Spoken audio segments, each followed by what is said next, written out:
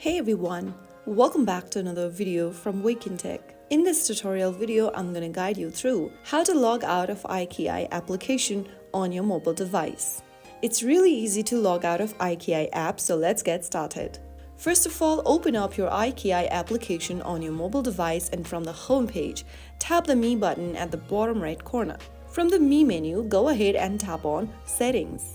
You will then be able to see a logout button inside Settings at the very bottom. Tap on Logout and confirm by tapping on Logout once again.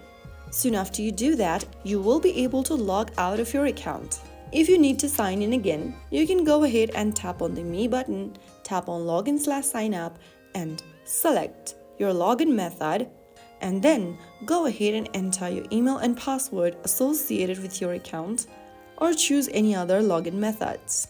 I hope the video was helpful to you. If it was, don't forget to like, share and subscribe to the channel by hitting that subscribe button. Press on the bell icon so that you never miss out another upcoming upload. I'll be back in the next video. Stay tuned till then.